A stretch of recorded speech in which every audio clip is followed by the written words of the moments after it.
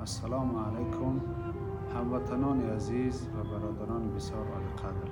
خداوند مهربان به همه شما عمر دراز، تن صحت، خانه آباد، نصیب و روزی بگرداند. دوستای عزیز، میخواهم اطراف مال قربانی چند شرطی را به سمع شما برسانم که برای یک نفر که قربانی میکنه دانستن این موضوع بسیار مهمه. مال قربانی از کدام نوع مال ها می شود؟ برادر عزیز، مال قربانی 4 مال است. یکی شتر، دیگر گاو، سیوم گوسفند و چهارم بز. این 4 مال برای قربانی است. غیر این 4 مال مال قربانی نمی شود. ما بخواهیم در جای مقصد این 4 مال دیگری را در جای اینها مقصد در روز عید قربانی بخواهیم بکنیم، درست نمی شود. و قربانی دوستای عزیز برای چه کسی واجبه؟ چه کسی میتونه قربانی بکنه؟ قربانی کردن برای اونهایی که مالی به زکات دارن، موافق مذهب امام اعظم رحمت الله علیه، کسایی که مالی به زکات دارن اونها در قربانی کردن واجب می شود. اونها باید قربانی بکنن. اما کسای مالی به زکات ندارن، قربانی کردن برای اونها واجب نیست. و در عرفیت ما و شما پیشترها می گفتن که اگر یک بار قربانی بکنی باید هر سال دیگر قربانی بکنی. این گپ برادر عزیز خطا هست، نادرست است. قربانی زمانی واجب می شود که مال ما به زکات رسید. سال دیگر مال به زکات نداریم، قربانی در گردن ما و شما واجب نیست.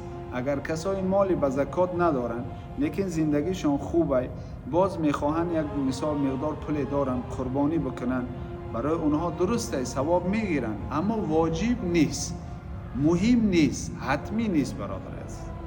و مال قربانی چگونه باشه؟ شرطهای مال خود قربانی. مال قربانی اگر شتر کسی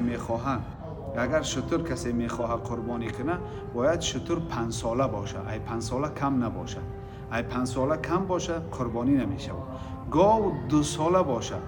2 سال کم باشه، اگر چند بوز بلند باشه نمیشه. گوسفند و بوز 1 ساله. لیکن بعضی گوسفندایی که ذاتاشون بسیار بوز بالا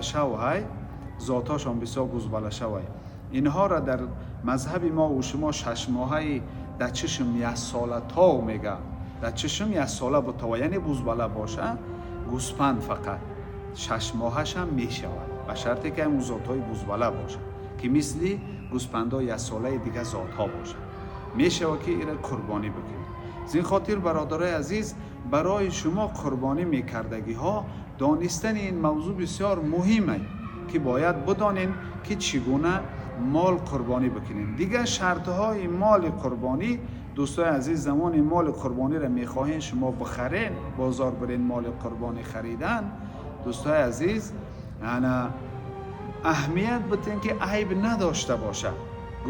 گوسفند یا گاو یا بز میگیریم، علتی نباشه، علتی به معنای کور نباشه، شاخدار باشه، اگر شاخش شکستگی باشه یا شاخش باشه یا شاخش شکسته نمیشود، یا خراب لاغر باشه نمیشود. شرطهای قربانیه، این شرطهای قربانیه. اما اخته کردگی باشه میشود.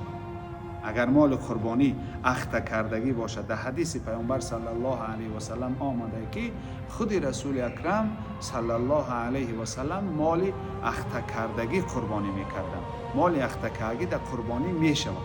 اما گوشش ام کردگی باشه، کمترک گوشش ام کردگی باشه، هیچی نمیکنه. لیکن اینیس زیاد، مثلا همی گوش حیوان اینیس زیادش بریدگی باشه، قربانی ده نمیشه. اگر کم ترکش ام کردگی باشه، ام میگن، نشانه میگن در مردمی دهقان، اگر اندککش ام کردگی باشه هیچی باگ نداره. این شرط ها را دوستای عزیز در مال قربانی باید ما و شما رعایت بکنیم. در مال قربانی باید رعایت بکنیم این چیزا. زین خاطر یکی از مستحبات قربانی، یکی مستحب در قربانی، مال قربانی همین است برادر عزیز که علما میگن که مال قربانی را بهتره که 3 تقسیم کرده شود. اگر 30 کیلو بیایه همون مالی ما قربانی میکنیم 10 کیلویی مقصد 3 تقسیمش کنیم، یا تقسیمش برای خاندانمان، یا تقسیمش برای مقصد خوراک کنیم مهمان مبادا میآید، یا تقسیمش مقصد چیکار کنیم بین فقرا باید هدیه بکنیم.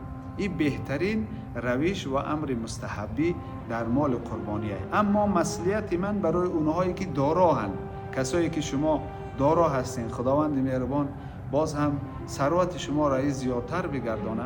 خاندان شما دارنده ها مقصد هر روز شکر، اگر چند گوشت قیمت هم شده باشه شما هر روز شرایط دارین که گوشت به خاندانتان تهیه کنین بخورن.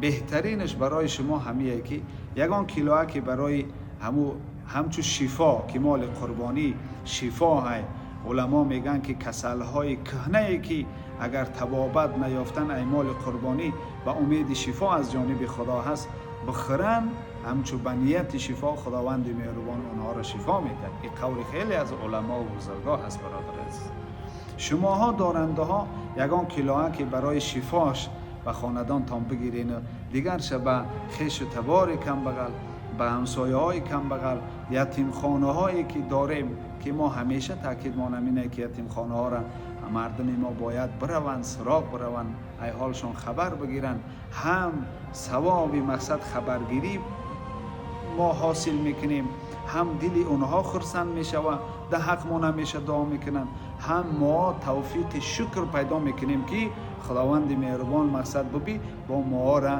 یک قدمک زندگی بهتر داده بوده است. در ما توفیق شکر پیدا میشه. از این خاطر همون قربانی کنی هایی که 3 تقسیم میکنین همون یک حصهش حتما یتیم خانه ها ده. یتیم خانه ها ده بسیار بسیار خوب میشه و که شما به همین بهانه ای سال به ای سال یتیم ها را رفته خبر گرفتن یک بهانه میشه و به نهایت اجر و پاداش و حسنات زیاد را ما انشاءالله ای خدمت کنیم. پروردگار به همه شما عمر دراز و تن صحت و زندگی با برکت نصیب و روزی بگردانه. آمین یا رب العالمین.